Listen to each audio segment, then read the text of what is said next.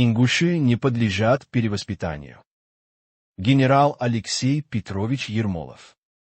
1830 год. Везде должны быть выборы. Другое дело, что в тех случаях, когда политическая культура еще несколько иная, как у ингушей, мы можем установить какой-то переходный период. Премьер-министр Дмитрий Анатольевич Медведев. 2013 год. На дворе шел 468 год переходного периода и перевоспитания ингушей.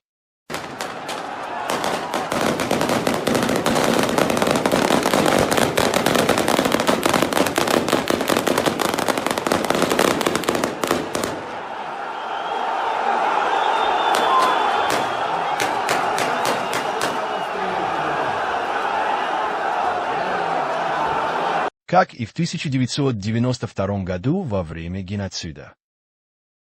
Пока в Ингушетии шла стрельба. По указке министра культуры Ахмеда Закаева. Чечены устраивали у себя концерты. Такие же концерты они устроят в 2018 году. Братья. Тимур Олевский продолжает в эти дни работать в Ингушетии. Сейчас он возвращается в эту студию, но только по прямой связи. Тимур, добрый вечер. Расскажи, пожалуйста, что происходит в городе и как тебе вообще удалось выйти на прямую связь, потому что, насколько я знаю, с интернетом-то большие проблемы. Егор, я даже, наверное, не смогу тебе объяснить, каким образом я сейчас пользуюсь в Магасе интернетом, потому что человек, который мне помог сейчас подключиться, сказал, что он рискует очень сильно. А вообще в Магасе интернета нет. И мы подключены к роутеру, который работает в одной из квартир, и, по-моему, это единственный роутер в этом доме, который может обслуживать интернет. Это большая проблема для Магаса, потому что власти республики в первый же день начала протестов сеть отключили, и здесь даже телефонная связь не слишком хорошо работает. Судя по всему, мотив один для того, чтобы информация о том, что происходит в Магасе, не распространялась слишком широко, и люди не собирались. Но это не повлияло никак на количество собравшихся. Сейчас темно, идет небольшой дождь и довольно прохладно, но только что я видел, как около тысячи людей остаются на этом проспекте Зязикова, недалеко от площади перед Домом правительства. И сейчас волонтеры или добровольцы расстилают такие, знаешь, большие рулоны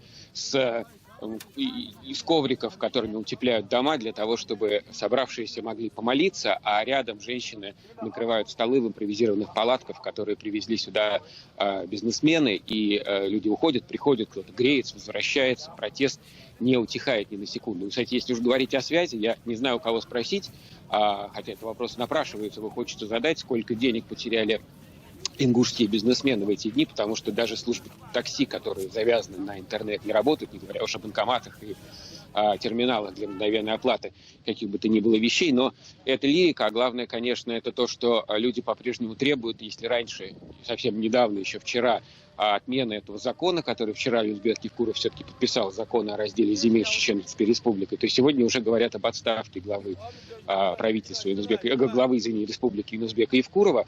И, кстати, где он, тоже не вполне понятно. Я сегодня успел побывать и в Грозном, там совсем другая обстановка, прекрасно работает интернет, и в городе отмечают 200 лет городу, большое празднество на проспекте Путина, очень много сцен, на которых люди поют или, например, участвуют в конкурсе лезгинок, а несколько часов назад начался концерт, который Рамзан Кадыров позвал своих друзей, артистов из Москвы, очень много приехало звезд, в том числе и чеченские бизнесмены привозили звезд иностранных, там довольно много людей собралось, и Рамзан Кадыров сегодня опубликовал в своем паблике ВКонтакте список приглашенных гостей, там есть губернаторы, главы других регионов, но нет Юнусбека Евкурова здесь, на митинге.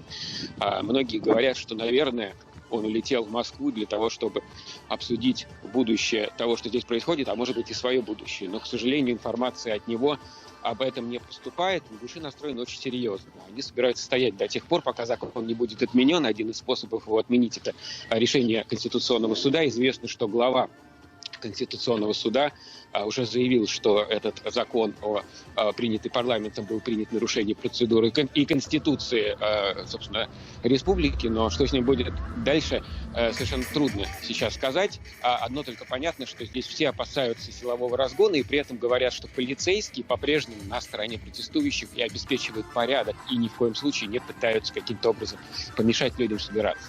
Спортный, динамичный, устремленный в будущее город. Юбилей отмечают с размахом. Репортаж Муслима Басханова.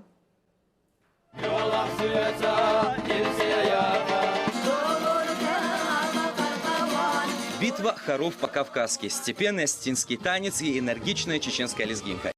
Как боевой офицер, давший присягу защищать великую нашу страну, я принял решение обратиться к президенту Российской Федерации Владимиру Владимировичу Путину с просьбой о досрочном сложении с меня полномочий главы республики.